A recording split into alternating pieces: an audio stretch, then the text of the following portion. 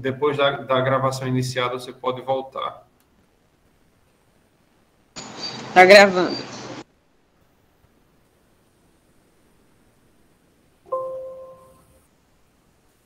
Bem, hoje a gente vai para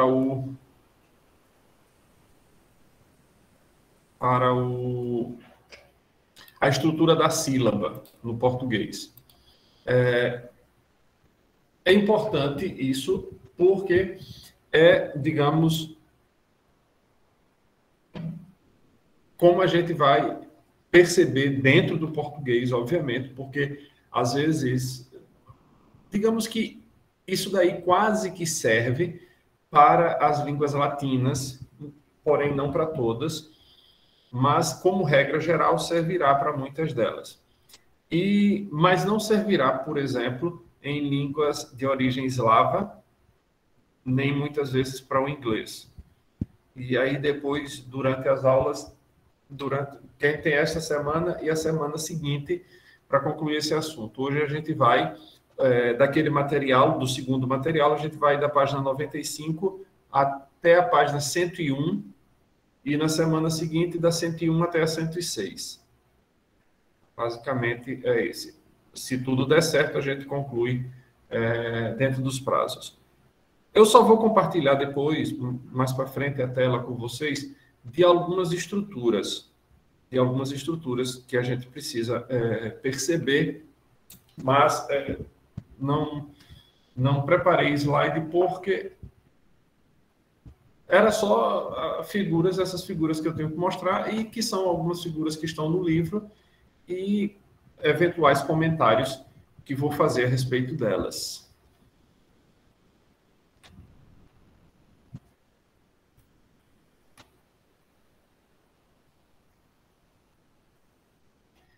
Bom, basicamente, o que é que a gente vai fazer nesse capítulo?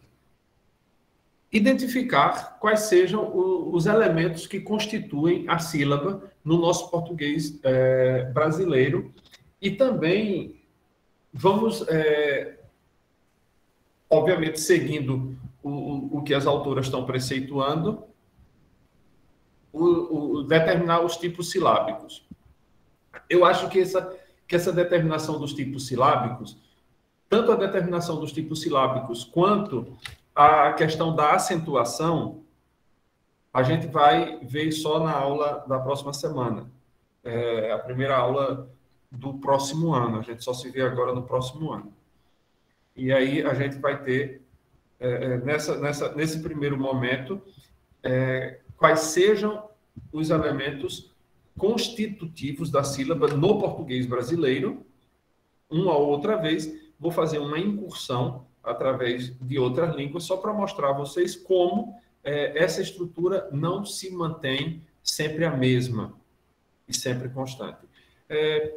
Igor já está de volta. Eu ia pedir já alguém para avisar você que tentasse voltar de novo, porque eu não sei por que razão o sistema não estava querendo que a gravação começasse com você. Não sei por que razão, mas dizia que você podia entrar depois. Bem, sim, então vamos lá. Qual é o núcleo? Quando a gente pensa numa sílaba, a gente tem que pensar em alguma coisa que seja o núcleo. Aquilo que, em português do Brasil, embora isso sirva para as línguas novilatinas, para as línguas de origem latina, isso é imprescindível. Então, essa informação aqui não é uma exclusividade do português brasileiro, nem do português, englobando todos os falares portugueses, de palavras legitimamente portuguesas, porque a gente também não pode querer que palavras, por exemplo, nos países de língua portuguesa, no continente africano, a gente não pode esperar que as palavras indígenas entradas no português sejam consideradas portuguesas. Não, elas terão as especificidades da língua de onde partiu e são incorporadas ao português por uma necessidade ou porque talvez o falante não considere suficientemente que o português tenha elementos para dizer o significado que aquela palavra tem. Assim como nós aqui no Brasil incorporamos tantas palavras no nosso falar, que não existem no português europeu, e obviamente nem naquele africano, que são palavras de origem indígena e de origem africana, dos africanos que vieram para cá. Então, grande parte dessas palavras que constam do português brasileiro não pertencem ao português europeu. Afora as diversas expressões idiomáticas que temos cá, que não há lá. Por exemplo, a gente aqui chama de banheiro, eles lá chamam de casa de banho. Muitas outras coisas são diversas de como a gente chama aqui e de como eles chamam lá. Ao café da manhã, que a gente chama aqui de café da manhã, eles lá chamam de pequeno almoço. É o pequeno almoço, o almoço e a ceia, eu acho. Não sei, agora não sei se é ceia ou jantar que eles chamam, mas vejam, existem particularidades deles lá que não são particularidades nossa cá. Isso eu estou falando de expressões dentro da própria estrutura do idioma. Há outras que são, como eu disse para vocês, que são expressões que a gente usa, seja dos falares africanos que chegaram aqui, e nota, eu estou falando dos falares africanos, porque não é um só. Eu tenho um livro, hoje eu não estou em casa, na minha biblioteca, vocês podem ver aqui a falta dos livros, mas existe um livro que eu seguramente no próximo ano, eu tenho que acrescentá-lo aqui na minha meta de leitura, que é a influência dos falares africanos no português brasileiro.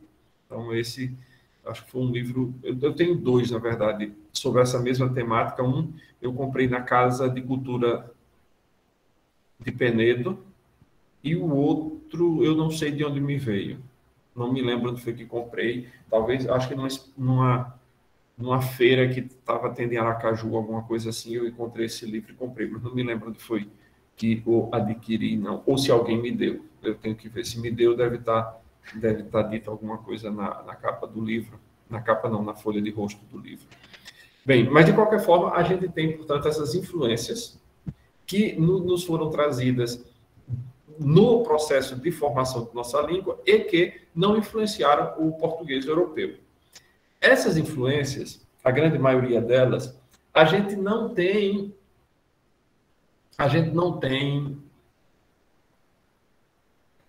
a forma pura dela, senão a forma que era percebida pelos falantes do português naquele então. E como essa forma entrou, que muitas vezes não é exatamente aquela forma como existia efetivamente, e já, de alguma forma, essas palavras já estão acomodadas ao nosso estilo de língua, à nossa estrutura silábica. E aí eu estava falando que, quando a gente pensa na estrutura silábica, a gente pensa em alguma coisa que não seja, aliás, que é o núcleo, sem a qual não pode existir sílaba em português. E, nesse momento, isso estende-se a todas as línguas de origem latina. Italiano, francês, espanhol, todos os falares italianos, todos os falares espanhóis, todos os falares portugueses, ou os dialetos, se preferirem, seguem isso. Sem esse núcleo, não há sílaba. De que núcleo estamos falando? Da vogal. A vogal é, meus caros, na língua portuguesa, o elemento essencial, aquilo que a gente às vezes diz, usando a expressão latina, é o elemento sine qua non, sem o qual não é possível existir uma sílaba. Sine qua non é esse elemento essencial, que a falta desse elemento, faz com que não possa existir sílaba.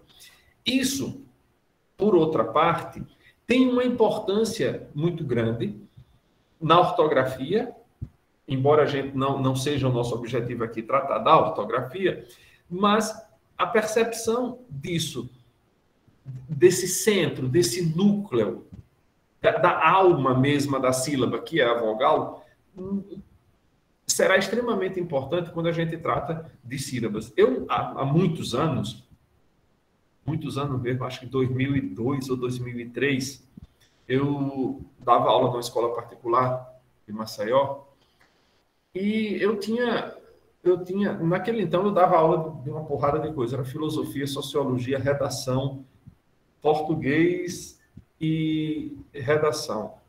E acho que e espanhol, não sei se eu coloquei na lista, mas estava. Eu dava aula desse monte de coisa. Aí depois a gente vai crescendo e vai pegando só aquilo de que gosta mesmo. E numa produção de texto, um aluno do segundo ano tinha feito, né, atividade, uma produção de texto, eu não me lembro sobre que tema era, mas me lembro do que ele fez. Conseguiu a proeza de, no texto escrito dele, separar as sílabas de flor. Flor.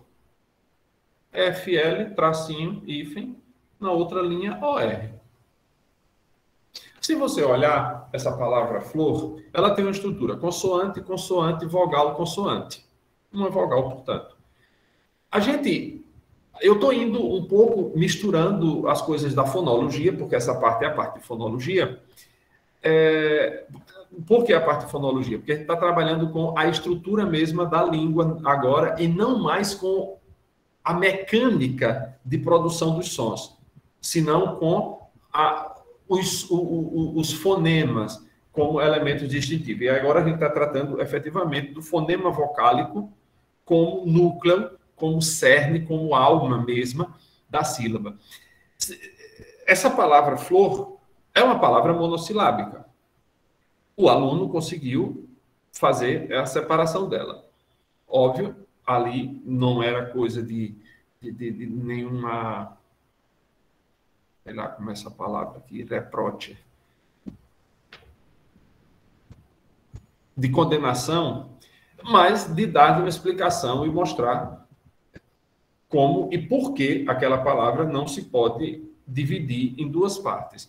Por quê? Mas eu disse... Primeiro eu perguntei a ele, por que você fez essa separação? Ele olhou e disse-me, professor, a regra não diz que quando a palavra não cabe inteira na linha, a gente separa e coloca a outra parte na outra linha. Eu disse, sim, isso é verdade, mas a gente não pode separar elementos que não podem estar sozinhos.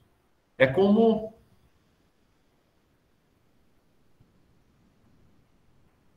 Eu ia dar um exemplo aqui mais metafísico, mas eu vou me limitar a esse elemento mais físico mesmo.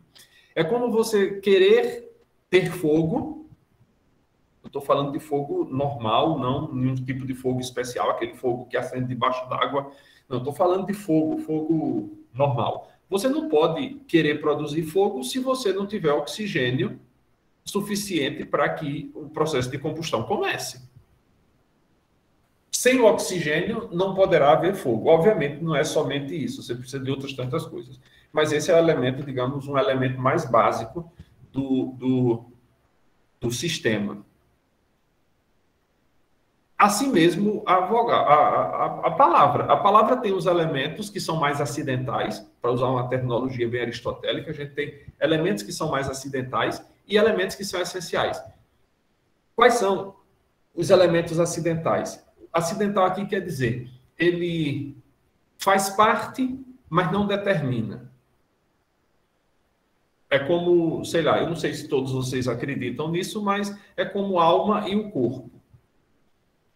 A alma da palavra é a vogal, o corpo dela é a junção entre vogais e consoantes, ou as consoantes. E a palavra, o ser, seria a junção dessa alma com o corpo, as consoantes e as vogais, que efetivamente existam ali. E a gente não pode separar, tirar a alma e querer que aquele corpo siga vivendo. Bem, aí a gente tem as vogais que, por conveniência, quando eu for mostrar a vocês os quadros, vocês sempre vão ver as vogais representadas esquematicamente pela letra V, as consoantes pela letra C. Então, C é para vogal, V é para vogal, C para consoante. Então, por exemplo, na palavra flor, de que eu falava no exemplo, você vai ter CC, VC, né? CC, VC. Consoante, consoante, vogal, consoante. As semivogais, no material em questão, que é o material dessas professoras de Santa Catarina, é representada por um V com um apóstrofo. Também poderiam ser representadas por um C e um apóstrofo.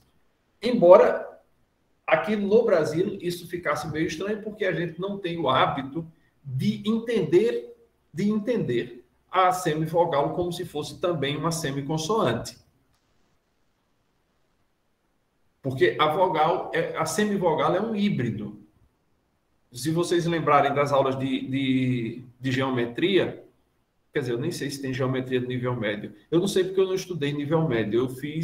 Eu estudei na Escola Técnica Federal e não tinha, portanto, nível médio. Eu estudava só curso técnico. Mas eu imagino que deve existir alguns elementos de geometria. É como quando você pensa em semicírculo. O que é um semicírculo? Um círculo cortado no meio. Então, você tem a metade de um círculo. O semi é latino, acho, e o hemi é grego. Então, você tem um hemisfério. O que é um hemisfério? A metade de uma esfera. Um semicírculo é a metade de um círculo. Quando a gente chama uma semiconsoante, ela muito bem é metade, ou uma semivogal, ela é metade vogal. E qual é a outra metade dela? A outra metade dela é que ela compartilha elementos das consoantes. Essa é a razão por que as semivogais não podem constituir sílabas sozinhas, porque ela carrega dentro de si elementos que são próprios das consoantes. No português antigo, eu não me lembro se, quando a gente estava estudando História da Língua Portuguesa, eu mostrei algum texto em que isso acontecia, mas havia, antes do estabelecimento do J como consoante e do V, assim, esse símbolo, não.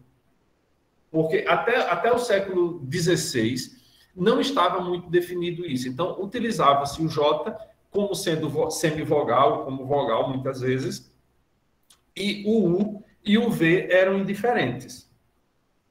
Até que, no século XVI, um francês chamado Pierre de la Ramée, ou no nome latino dele, do Renascimento, Petrus Ramus, são chamadas de letras ramistas, esse Petrus Ramus estabeleceu que o J seria o som da consoante J, especialmente para o francês, e aí o português bebe disso porque a gente tem a mesma sonoridade deles, do francês.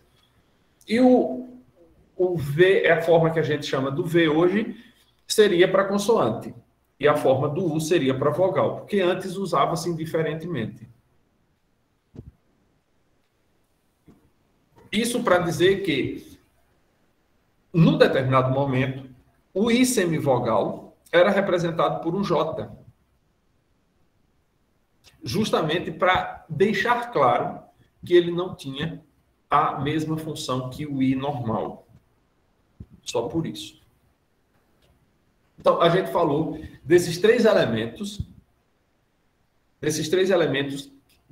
Vamos melhorar isso. A gente falou de um elemento que necessariamente tem que aparecer, que é a alma da sílaba, e a gente está pensando aqui na sílaba, não na palavra. O elemento essencial de uma sílaba é a vogal, e a gente tem dois elementos acidentais. Eles podem ou não aparecer.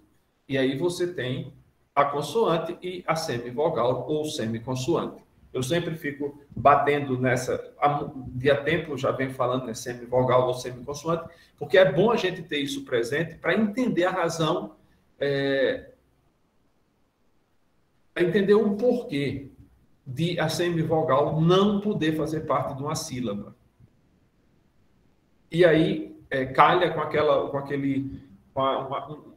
um comentário que eu fiz em algumas aulas anteriores, quando a gente estava vendo...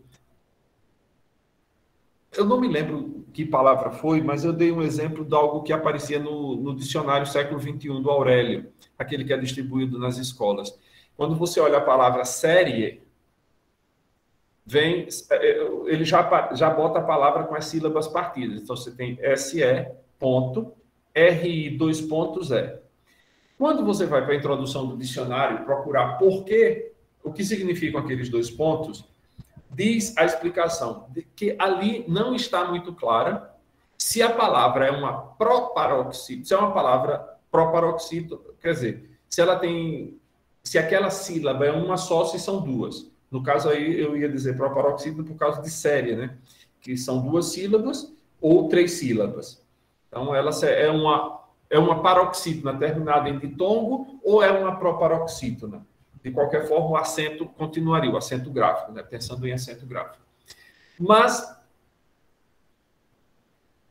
aí precisa definir. Eu sei que está essa briga ainda entre os linguistas, que uns brigam para que aquilo seja uma vogal, outros, de outra sorte, brigam para que aquilo seja considerada uma vogal.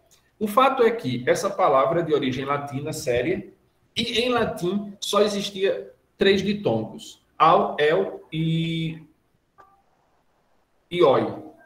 Só esses 3, au, el e oi. Existiam outros 2 que terminou virando um monotongo, que era o ae e o oe.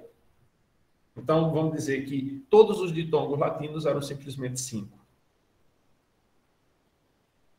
Então, tirante esses 5, quando aparecessem na frase, na palavra, todo outro tipo de encontro vocálico sempre era considerado hiato. Então, a palavra séries, latim, séries, S-E-R-I-E-S, era a separação de sílabas do latim. O português, quando importa isso talvez já tivesse acontecido no latim vulgar, aumenta a quantidade de ditongos. Isso não vai acontecer somente com o português, isso acontecerá. Por isso que eu acho que isso já tem acontecido no latim vulgar, porque essa mesma coisa vai acontecer nas línguas de origem latina, como o italiano e o espanhol. O francês é sempre um caso à parte, porque ele tem... as palavras são todas oxítonas, então é difícil de a gente saber o que é o que ali. Mas a noção de semivogal é presente em todas essas línguas. É estranho, e o ditongo crescente, que não é admitido por alguns linguistas como sendo possível, é admitido em outras línguas. Então, é uma briga, eu acho que é uma briga estranha travar isso no português e destoar de toda a história de formação da língua. Mas como esse pessoal não se interessa pela história, mas por aquele momento, não interessa o que venha depois e não interessa o que veio antes. É só o momento. Então, eles ficam brigando e ninguém sabe para onde vai no fim da história. Então, pensando nesses 3 elementos, vogal, consoante e semivogal, a gente tem que eles, como eu já fiz só um exemplo para vocês, eles ocupam uma determinada posição na sílaba. Muito embora seja sempre considerada a vogal como o ponto nevrálgico, o ponto principal da sílaba, que é chamada de núcleo, como eu já disse para vocês antes.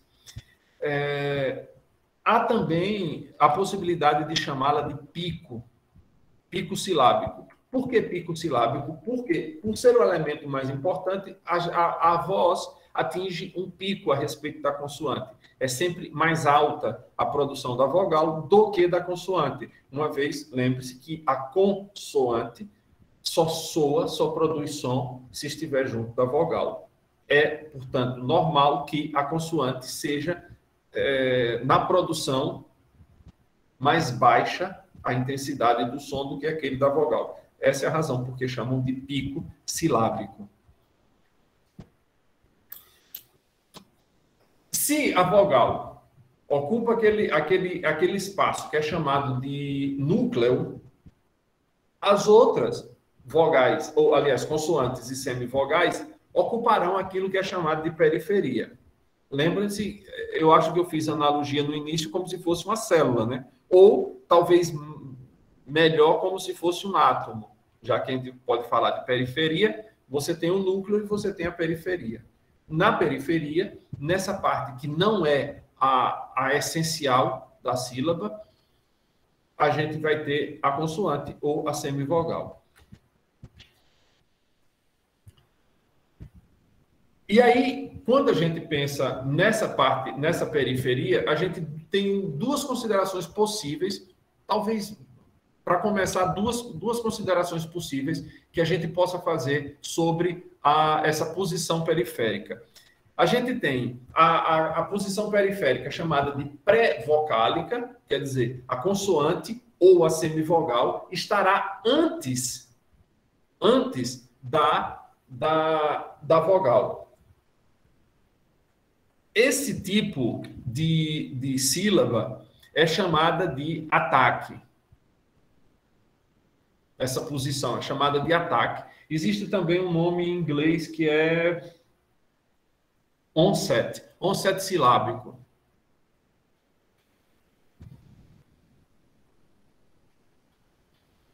E depois a gente tem a chamada posição periférica pós-vocálica. Quer dizer, a consoante ou a semivogal vem depois da vogal. Isso corresponde àquilo que se chama de coda vocálica, silábica. Coda, a palavra coda em italiano e em espanhol significa fim, rabo. Então é o fim. Como a gente diz em português, a gente tem de cabo a rabo, né? Cabo é cabeça, caput. De cabo a rabo. Do começo, do ponto mais alto ao ponto mais baixo, do início ao fim. Então, essa é a coda silábica.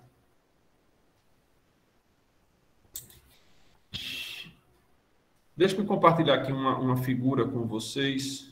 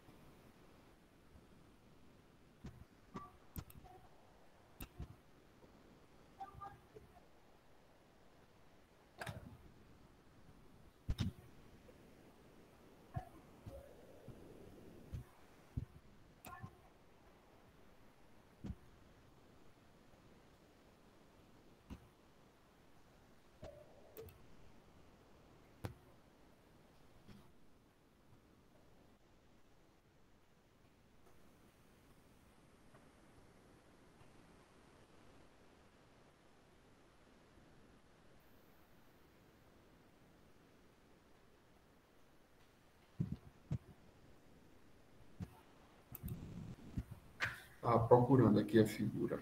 Então, aqui vejam. Aqui seria a estrutura da sílaba.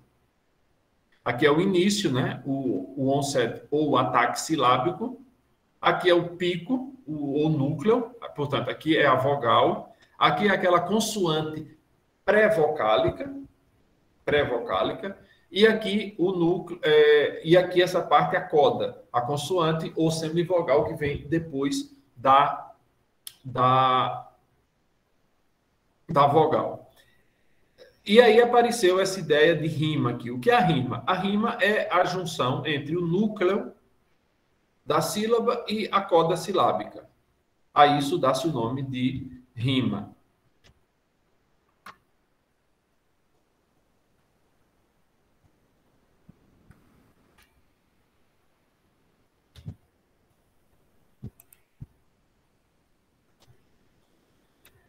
Aquilo que eu disse antes, a gente deve prestar muita atenção, porque uma vez que a vogal é o núcleo da sílaba, é a alma mesma da sílaba, uma palavra terá tantas sílabas quantas sejam as vogais que ela tem.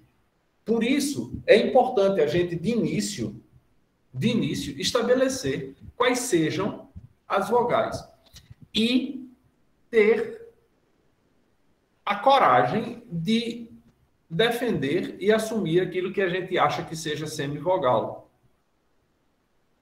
para não contar como sendo duas sílabas, o que efetivamente é pronunciado como uma sílaba só. E aqui eu não estou dizendo que vocês devam ou não fazer aquilo. Eu não faço, eu não separo as sílabas de série como sendo 3, senão como 2. Eu não digo série, eu digo série, uma só.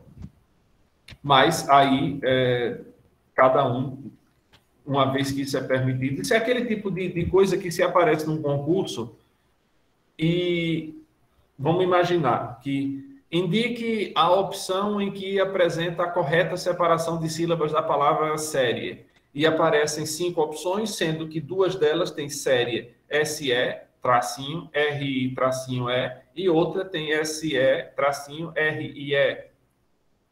Todas as 2 estarão certas, porque não há uma definição. O VOLP, que é o vocabulário ortográfico da língua portuguesa, não cuida das separações de sílabas. E aí a gente fica na dependência do que os editores dos dicionários julgam. Porque mesmo eu tenho um Aurélio antigo em casa, nele não aparece a separação de sílabas. A separação de sílabas e as tabelas de conjugação de verbo, ou os modelos de conjugação de verbo, os paradigmas de conjugação de verbo, só aparecem nas edições escolares, feitas muito tempo depois da morte de Aurélio. Por exemplo, a edição século XXI do Aurélio escolar. Porque o mini Aurélio, antigamente, ele também não trazia separação de sílabas. Então, a gente não sabe o que, por exemplo, o Aurélio Buarque de Holanda achava a respeito disso, porque aquilo não está, digamos, definido para ele. Ele apresenta só a palavra. Talvez nem seja, de fato, a função de um dicionário estabelecer isso. Nem seja, talvez, a função de um dicionário estabelecer esse tipo de coisa, porque isso aí já vai muito mais para além do que é a função do dicionário. Isso é a função da gramática definir esse tipo de coisa, não dos dicionários. Mas aí, esse século XXI traz isso, e se a pessoa marca a opção, vamos dizer, marca a opção série, mas o que compôs a questão acha que é série, 2 sílabas só, vai considerar aquilo como errado. O camarada pode entrar na justiça e ter a questão ou anulada ou validada. Porque não existe um posicionamento da Academia Brasileira de Letras, não existe nenhum tipo de lei, uma vez que a língua portuguesa é uma língua constitucional, não existe nenhum tipo de lei que defina isso, e aí a gente não sabe sobre isso o que dizer. Então, a gente tem que o número de sílabas é exatamente igual ao número de vogais de uma palavra. Por que isso? Porque a vogal é o núcleo da sílaba. Quando a gente olha a palavra queijo, ou beijo, ou cadeira, ou feira, se você for seguir a lógica, como está lá no Aurélio, você pode dizer que queijo tem 3 sílabas, beijo tem 3, cadeira tem 4, e qual foi a outra? Nem lembro aqui. Feira tem 3 sílabas. Mas queijo, beijo e feira tem 2 sílabas e cadeira tem 3. Dos exemplos, uma das formas que eu uso para fazer isso é a possibilidade que a gente tem de monotongar. Isso porque ele é um ditongo. Você só monotonga o que é um ditongo. Você não consegue fazer isso, se vocês lembrarem daquilo que a gente estudou lá em Metaplasmos, em História da Língua Portuguesa. Monotongar é quando você tem 2 vogais e você transforma numa só, que é o que a gente faz efetivamente. A gente escreve queijo, mas pronuncia, a grande maioria das pessoas dizem queijo, porque o i semivogal desaparece, é absorvido pela vogal. A mesma coisa com beijo, com feira, com cadeira, série.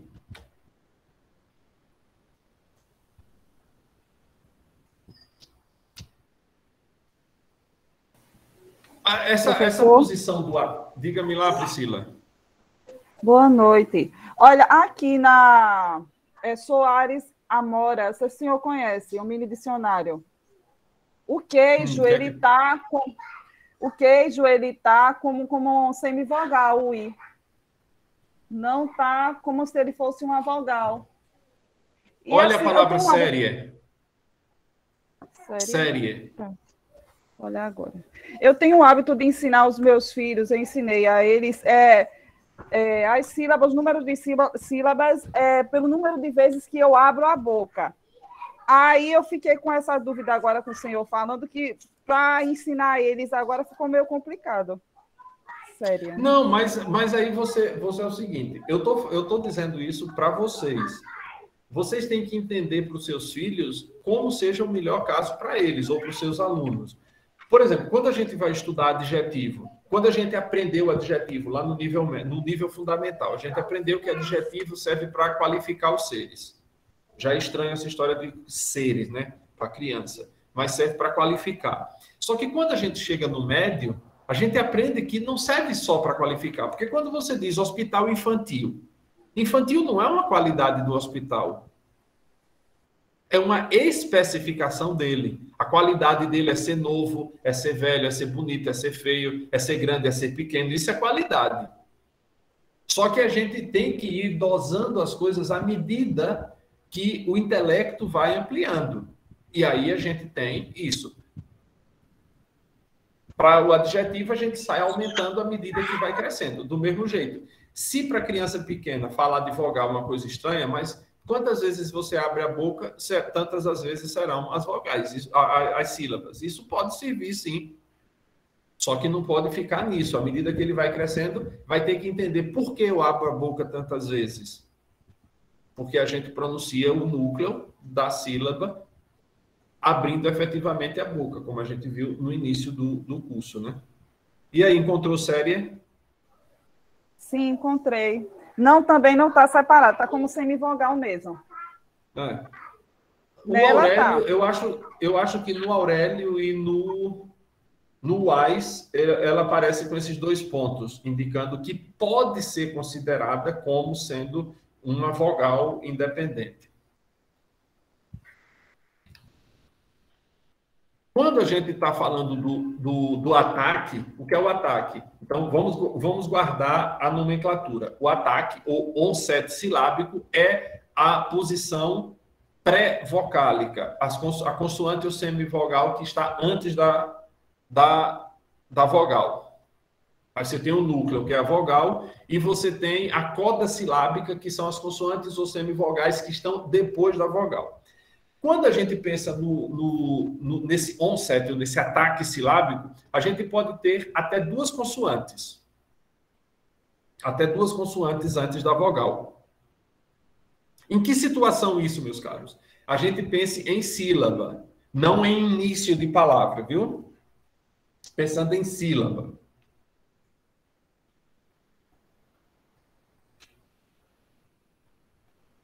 Eu estava tentando me lembrar aqui, por exemplo,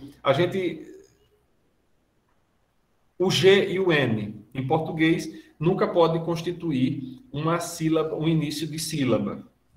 Embora ele seja início de sílaba em algumas palavras, mas pouquíssimas, tipo gnose, gnomo, tem mais alguma outra, mas são considerados estrangeirismo, porque a gnose é uma gnoseologia, que é um nome que se usa na filosofia, mas eu acho que já trocaram esse nome, isso era um nome mais antigo. É teoria do conhecimento agora. Mas era GNO, G-N-O, gnomo, gnoseologia, e ainda a gente tem o pneumático, né, pneu, mas são, digamos, exceções, psicologia, que são ainda exceções. Mas, efetivamente, a gente quase não vai encontrá-las. Mas se você, por exemplo, tem necropsia, vamos pensar essa palavra, e pegar só a última sílaba, né? Não, a penúltima sílaba. Si. Aí você vai ter o ataque é um P e um S e a vogal I. Essa palavra necropsia, se eu não me engano, ela na ortoepia pode ser necrópsia também. Ou é sempre necropsia, tem uma coisinha assim. como a própria palavra, ortoépia é a pronúncia correta da língua. Mas até o nome ortoépia é estranho, porque ele pode ser pronunciado de duas formas, ortoépia ou ortoepia.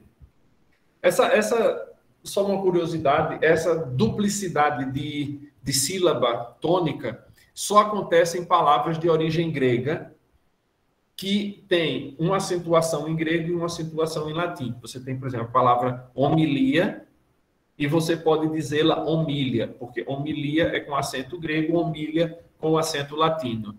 Mas, por exemplo, filosofia, a gente só aceita com o acento grego, não com o acento latino, que seria filosófia.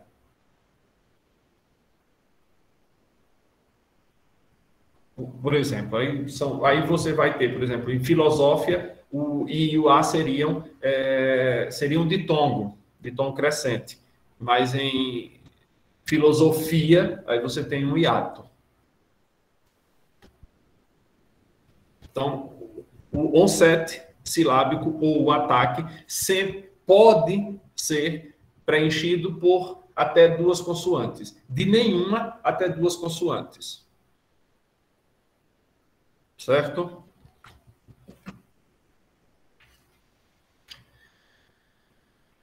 Geralmente, as palavras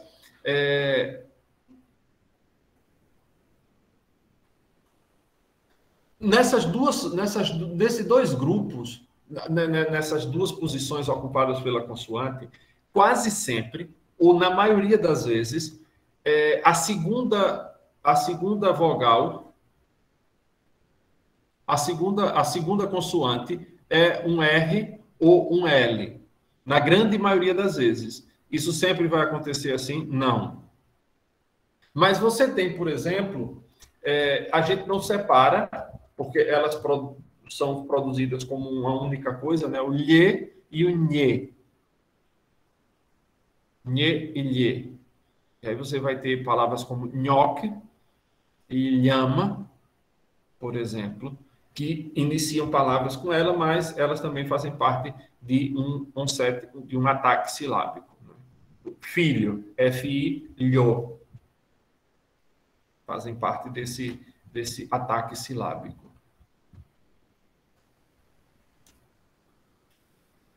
Então, a gente tem o ataque silábico complexo, que é quando a consoante é uma lateral ou uma vibrante simples, que é o C e o L e o R. As outras é vamos dizer, o onset silábico normal e o outro é um onset silábico complexo.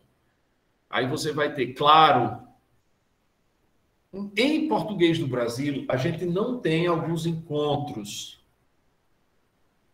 TL, por exemplo, DL e VR. Esses três encontros a gente não tem em português. TL, DL e VR. E nenhuma palavra de origem portuguesa. A gente tem dois encontros, por exemplo, mas aí são...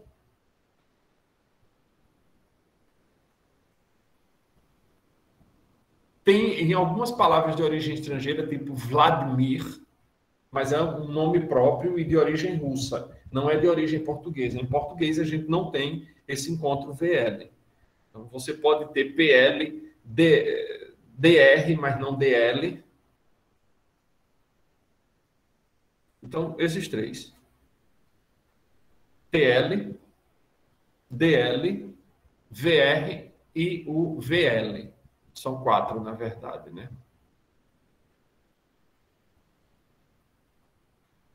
No início você não encontra, mas no meio você pode encontrar, por exemplo, Atlântico, Atlas, mas no início não. Eu estou dizendo, o TL, DL e o VR nunca aparecem no início.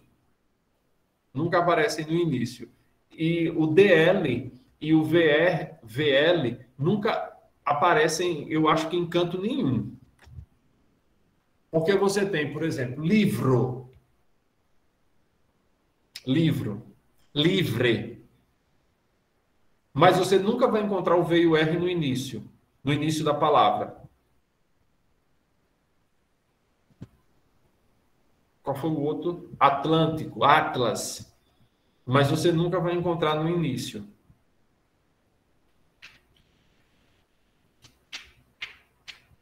Atlântida, essas coisas, né? Tudo. Muito embora, essas são palavras que chegam em português através do grego, né? Não são efetivamente portuguesas, mas são palavras de origem grega que estão por aí.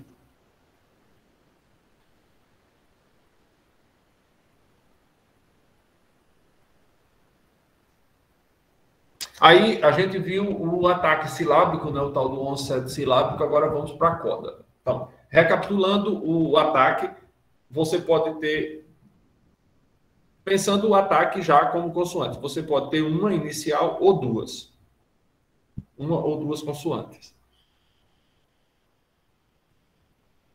Não sendo a primeira sílaba da palavra TL, DL, VR, embora TL e VR possam aparecer no meio, o VL não aparece em posição nenhuma e o DL parece que não. Eu não me lembro de nenhuma palavra em que o DL apareça, nem no início nem no meio. Não me lembro de nenhuma. Se alguém se lembrar aí, avise-me, por favor. Aí vamos lá. Aí a gente vai para a coda silábica, o fim da sílaba. O professor, o nome Padlet. Padlet. Esse nome Padlet no caso, ele não é estrangeiro, não é isso? Não sei, nunca nem ouvi essa palavra. Padlet. Padlet, é P-A-D-L-E-T. Não, ela é em inglês, né? Eu acho que sim. É um aplicativo, acho que é aplicativo que chama.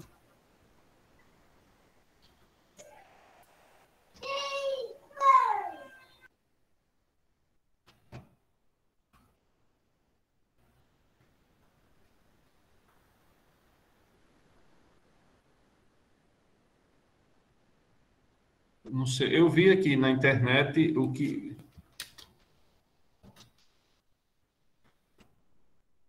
Vamos ver aqui, como se pronuncia. Eu acho que deve ser Padlet.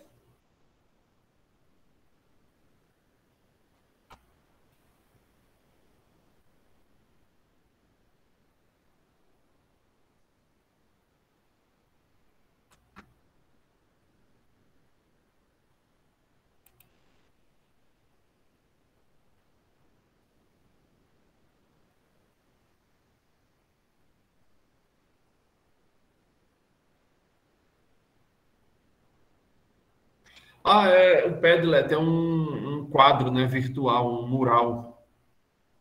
Mas eu quero saber como essa desgraça se pronuncia. Eu escuto todo mundo falar Padlet.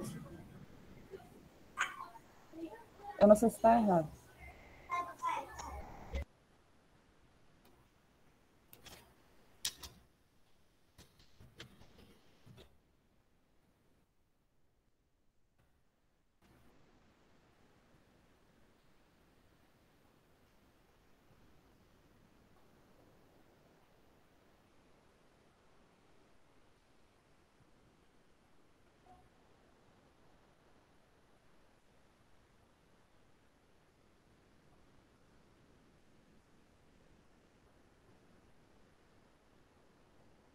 Aqui não aparece não vou perder muito tempo não com isso não. Então, mas em palavra de origem portuguesa, obviamente a gente pode importar como essa daí, e essa deve ser uma abreviação, viu? Porque muitas dessas palavras, como aparecem tantas, a gente, em vez de usar, por exemplo, aplicativo, hoje a gente chama de app só, o app. Porque nas lojas de aplicativos tem lá app. Mas aí a gente nem está pronunciando, está dizendo as letras que compõem, né? Porque aplicativo vem com dois P's antes. Em português, a gente não escreve as consoantes duplicadas, mas ele tem dois P's antes. A-P-P-L-I-T-I-V-O.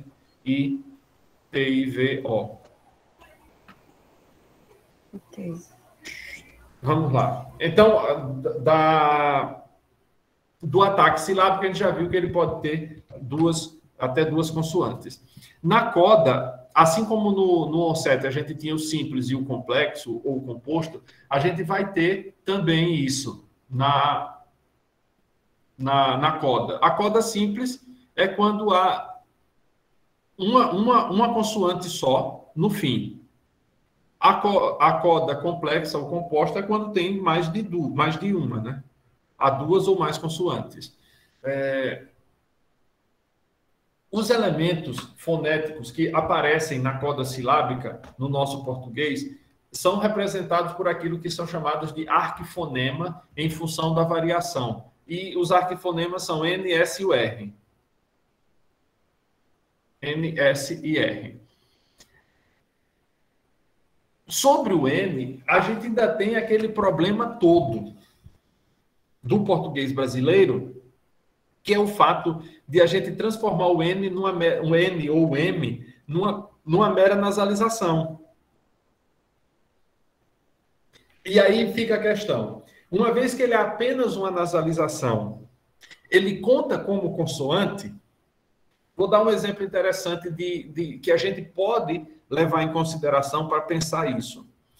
Quando você tem um S entre duas vogais,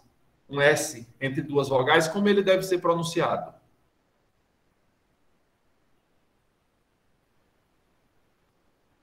Qual é o som? Eu não sei como dizer, se é cedilha. Um som de Z. Então, você tem rosa, R-O-S-A. Um S mas dois entre S duas o vogais. senhor falou?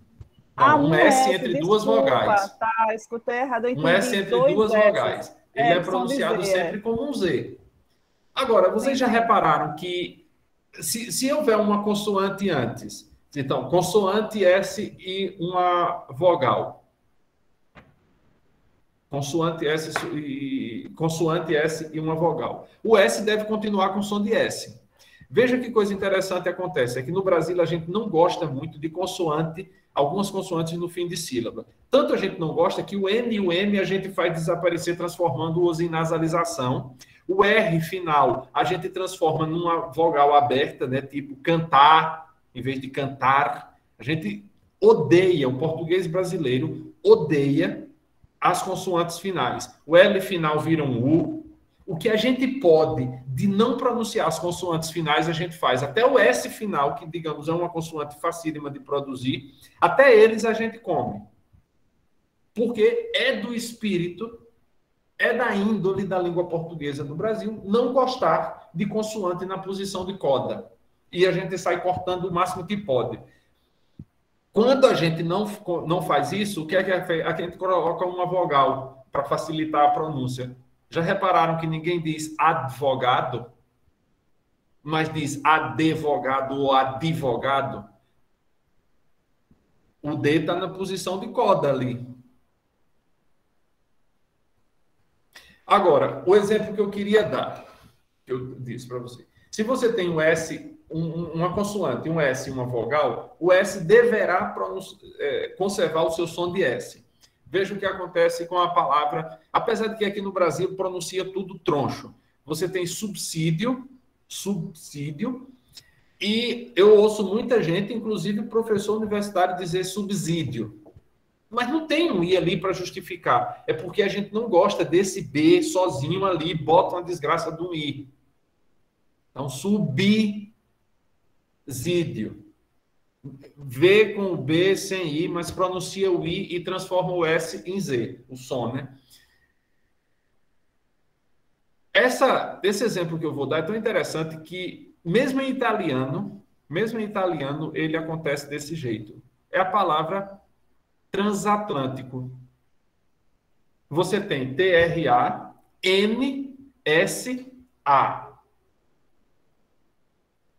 Você tem NS, significa dizer que você deveria pronunciar o S com som de S. Então, você, em tese, seria transatlântico.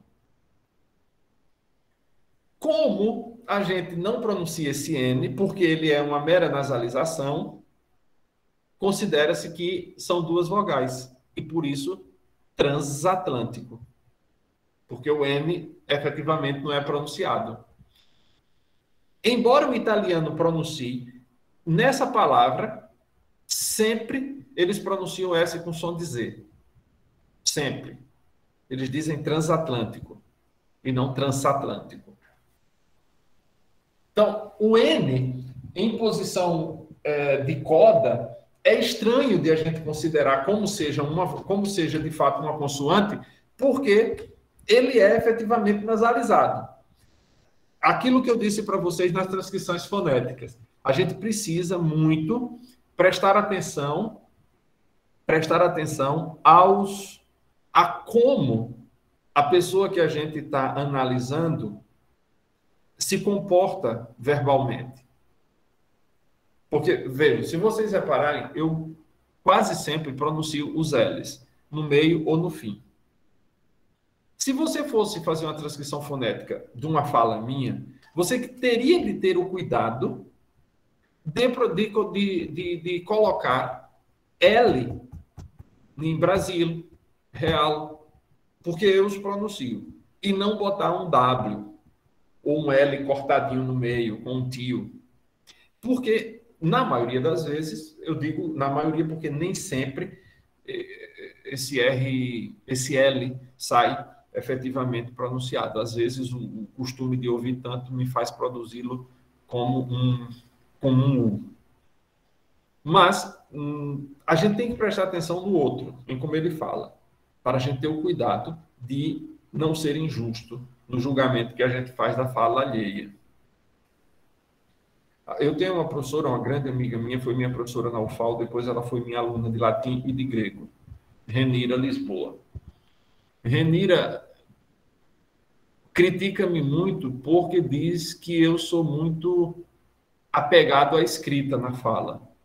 E eu disse, por quê, professora? Ela disse, não, porque você diz cadeira, feira, touro. Eu disse, oxi, e por que eu sou apegado à escrita? Eu estou só pronunciando os ditongos. Ela disse, não, mas a gente deve pronunciar cadeira, touro, feira. Eu digo, professora, a senhora desculpe, mas eu não sou desse parecer, não. Não recrimino quem não pronuncia, mas eu gosto de pronunciar os ditongos. Acho bonitinho, é uma característica do português. Se eu não quiser pronunciar esses ditongos, eu vou morar num país de língua espanhola.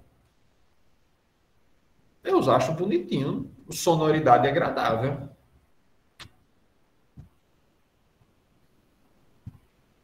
Então, quanto ao N, tem essa ressalva que a gente precisa considerar. O R final, quando seja no final de sílaba e no final de palavra, a gente vai ter também uma certa dificuldade com ele, porque aquilo que eu disse, a gente costuma engolir esse R e transformar a palavra numa oxítona com acento gráfico, né? Como se tivesse um acento gráfico, dá até uma intensidade. Eu vou cantar hoje. Que é do espírito do português do Brasil. Isso não é uma crítica, é só uma constatação. A gente não curte, a gente não gosta dessas consoantes em posição de coda na sílaba. A gente faz o possível para acabá-las. Veja que interessante. Você tem a palavra hífen. A gente, olhe, de todas as consoantes, aquelas que o português odeia no fim de sílaba é o N. O N o português odeia. Se ele está no fim da sílaba, que não seja o fim da palavra, a gente nasaliza. Se ele estiver no fim da sílaba e no fim da palavra, a gente cria outra palavra. Então, a gente tem algumas poucas palavras, acho que cerca de 7 palavras que terminam em N final.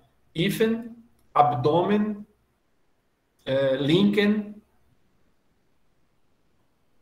Eu não vou me lembrar de todas agora, porque eu não tinha pensado nisso para essa aula, então eu não fiz a pesquisa.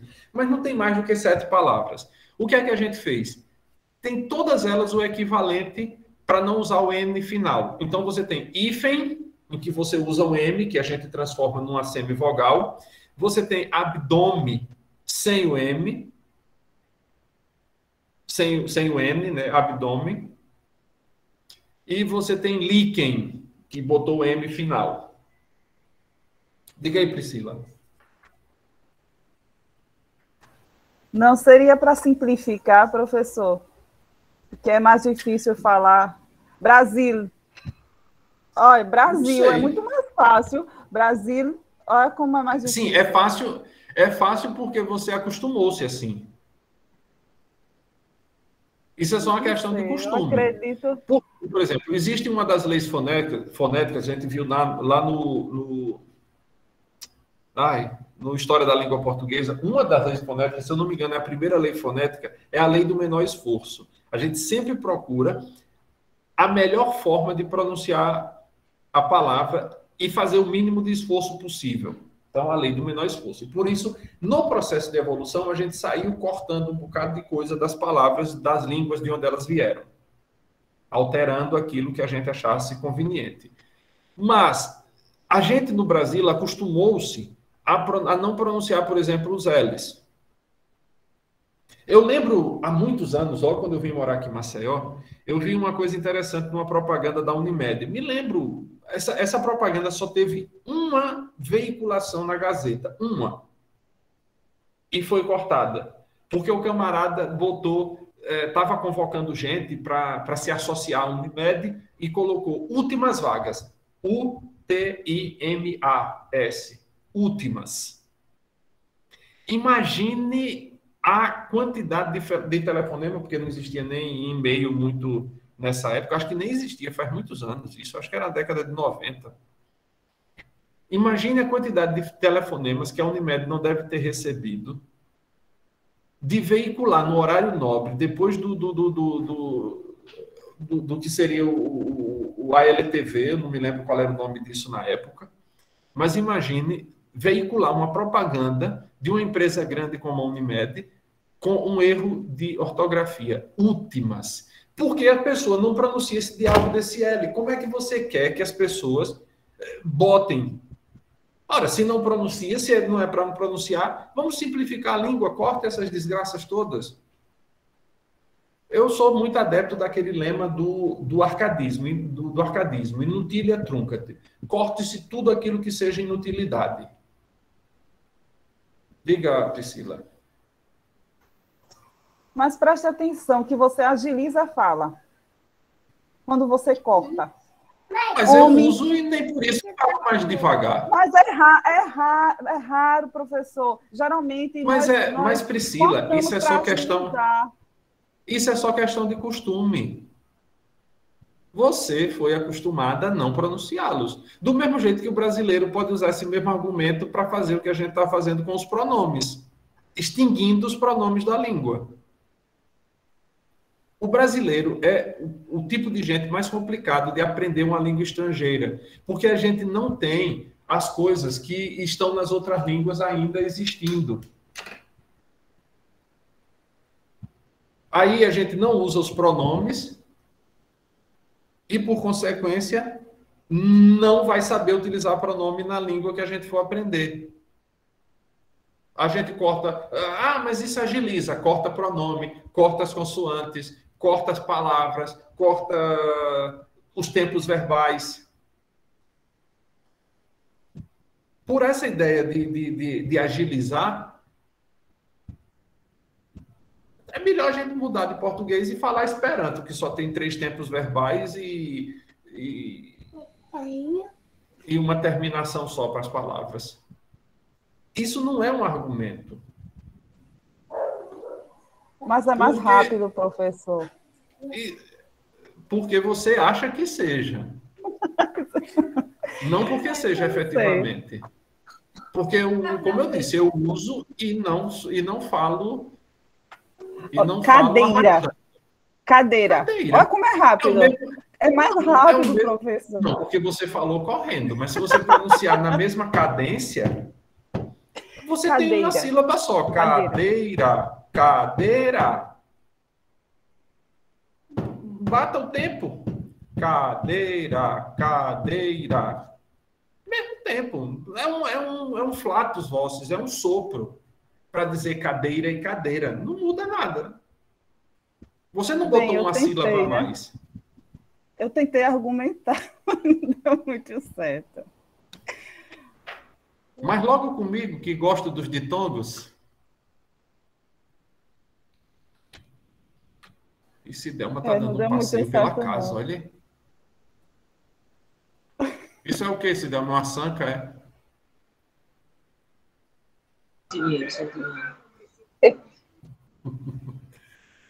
Só exibindo chiqueza, repara?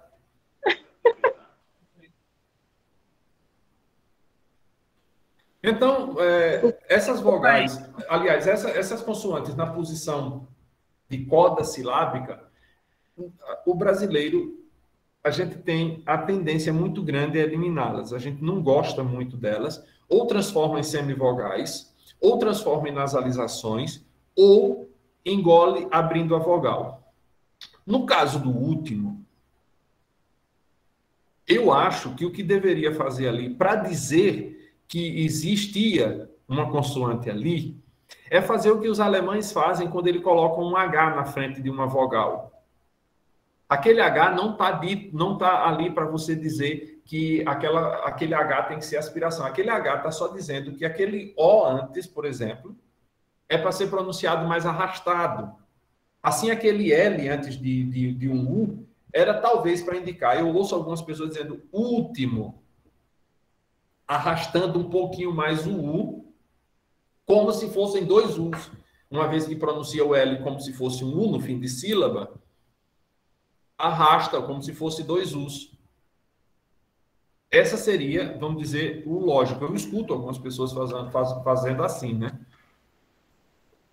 Professor, vamos lá, Priscila, qual é a sua argumentação agora? Não.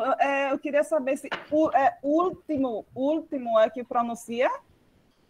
Não, eu pronuncio, a minha pronúncia do L, ela é muito, muito fraquinha.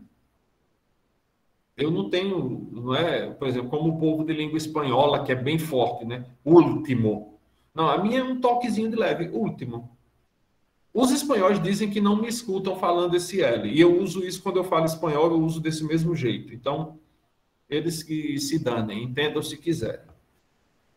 É como eu tinha um amigo um dia, eu não sei inglês não, eu tenho um amigo, professor de inglês, veio conversar comigo e eu falando, ele diz, Hudson, pelo amor de Deus, você fala português parecendo nordestino, você fala inglês parecendo nordestino, graças a Deus, porque é isso que eu sou.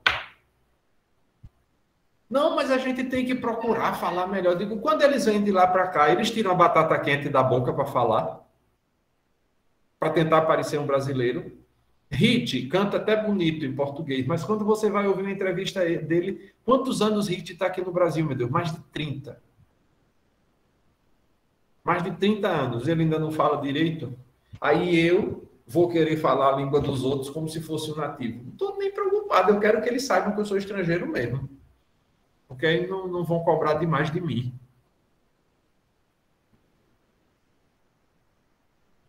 Se a gente for querer falar muito certo a língua dos outros, a gente termina nem aprendendo a deles e esquecendo a nossa.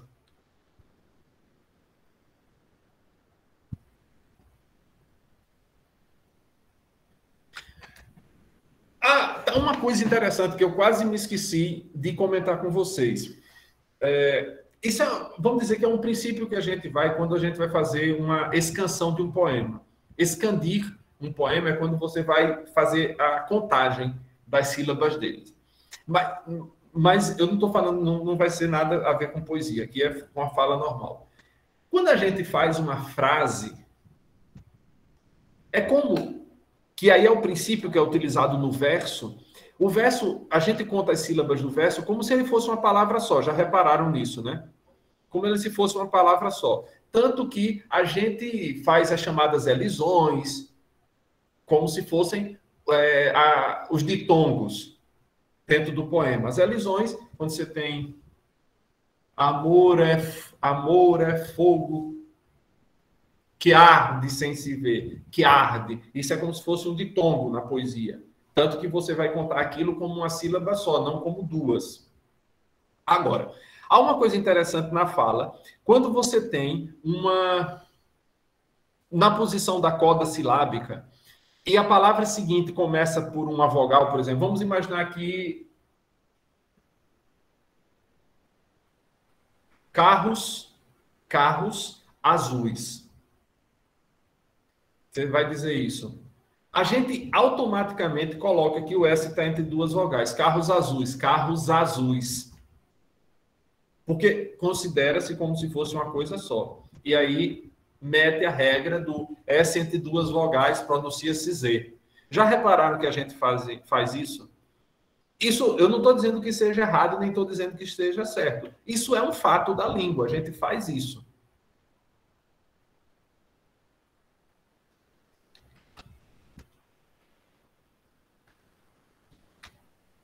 É como o S antes de T, por exemplo.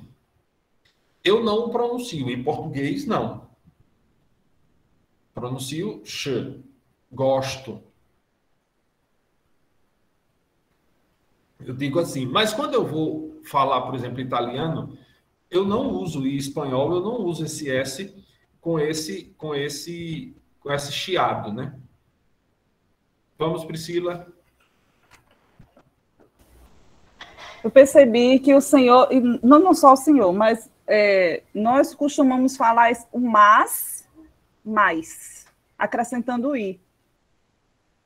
O senhor está falando retirar das letras, não é? No caso, e aí houve um acrescentar de vogal, onde não tem. É verdade. Mas é mais cômodo dizer, pela sua teoria da comodidade, é mais cômodo dizer mais do que mas. Porque o I para formar o S é bem mais rápido do que do A para o S. Porque o A abre demais a boca. E o S... Mas isso é a lei do menor esforço. Isso é a lei do menor esforço. Por que é que a gente bota um P e B um M antes de P e B? Porque é menos esforço você pronunciar o M antes de P e de B, que são duas bilabiais, do que você pronunciar um N, que é dental. A lei do menor esforço faz com que a gente procure a menor dificuldade na hora de pronunciar. Então, o mas, você tem que abrir demais a boca e fechar. E quando você vai mais, você vai fechando até chegar no S, que é o ponto mínimo. É a lei do menor esforço. Que aí, na hora da fala, a gente não tem que ter...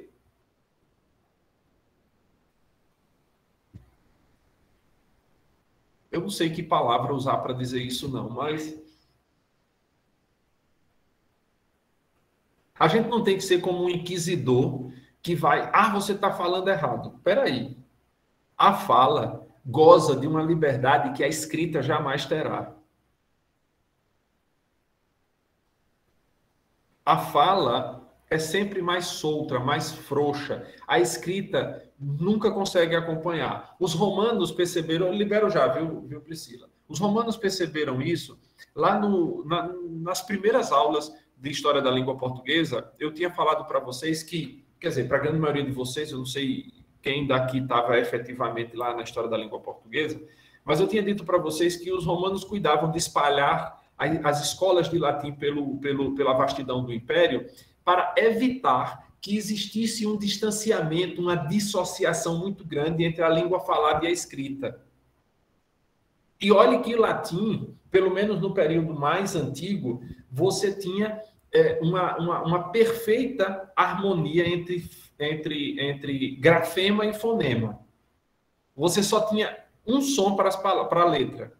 Cada letra correspondia unicamente a um som. Então, o C tinha sempre o som de K. Então, você escrevia C-A-K, C-E, que, C-I, que, C-O, có e o outro. G-A-H, G-E, G, G-I, Gui, G-O, Gó, G-U, Gu. Não existia confusão. Cada letra tinha unicamente um único som. Isso depois, no latim vulgar, é que vai começar a confusão dos fonemas. Vamos lá, Priscila. Não, duas coisas. Quando eu citei isso, professor, não falei com relação a erros e acertos, não. Só foi uma observação. Não, eu entendi. E Larinha disse uma coisa pertinente com relação a esse mais. Porque, assim, tem muita gente que não sabe diferenciar ainda. Mas quando eu falei para aqueles que já entendem. Aí vira hábito. Entende?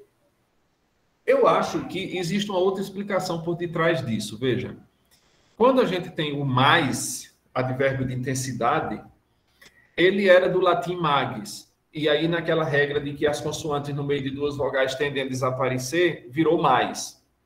Só que o mas não existia em latim. A gente pegou isso emprestado do francês, que se escreve M-A-I-S. Assim como o jamais, a gente pegou do francês, que é J-A-M-A-I-S. A gente importou isso por via francesa. Porque se a gente fosse escrever... E, na verdade, por exemplo, em espanhol, eles têm o mas. Embora não usem, eles preferem o pero. Mas tem no espanhol do século XVI, XVII, existe o mas. Existe no espanhol atual, mas é quase desusado. Em italiano, eles usam ma, em francês, me, mas se escreve M-A-I-S, porque o francês é uma confusão dos diabos. Você escreve uma coisa e diz outra. E o português tem o mas com S no fim. Se a gente considerar aquilo, de lá da história da língua portuguesa, considerar que o documento que aparece mais antigo é o documento do francês, século IX, 1800 e alguma coisa, acho que é 860, o juramento lá dos dois irmãos, dos dois filhos de Carlos Magno. Se a gente considerar que o francês é mais antigo, inclusive na fala, a gente vai entender que o processo de influência do francês tenha sido determinante nas outras línguas. E a outra coisa que a gente pode considerar também, será que a adversativa mas não surgiu também do advérbio de intensidade magis? O que justifica, porque eu acho, e aí eu vou fazer uma defesa bem doida, porque eu não tenho nenhum documento que corrobore isso, é só uma hipótese que eu levantei aqui agora.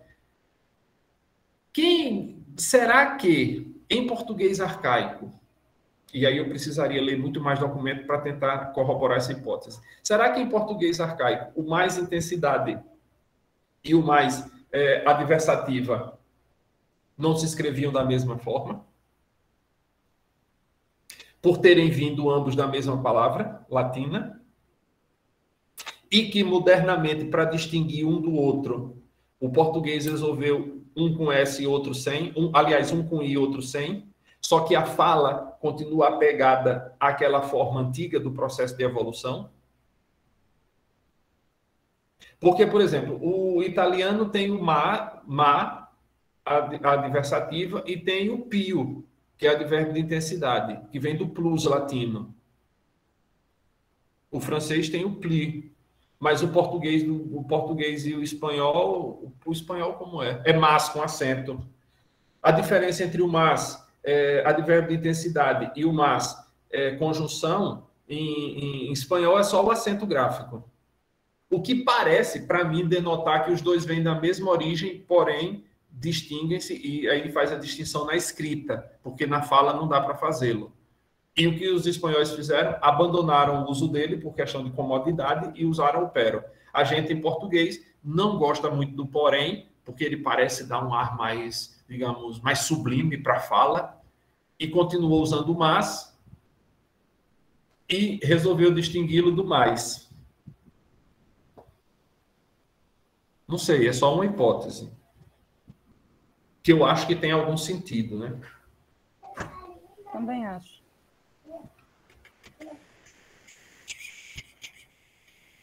Deixa eu ver aqui o que é que a gente tem mais. Meus caros, olhem, as outras coisas que tem lá no texto, depois vocês deem uma olhada, por favor, da página 98 até a página 100 e... Eu disse que era até que página? Até 101, não foi isso? Até a página 101. Que lá estão umas tabelas com alguns exemplos. Essas coisas que eu estou fazendo com vocês, então, muitos desses exemplos estão lá. Então, deem uma olhada. Aí, na próxima semana... Na verdade, na próxima semana, não. Eu só quero ver vocês agora no próximo ano.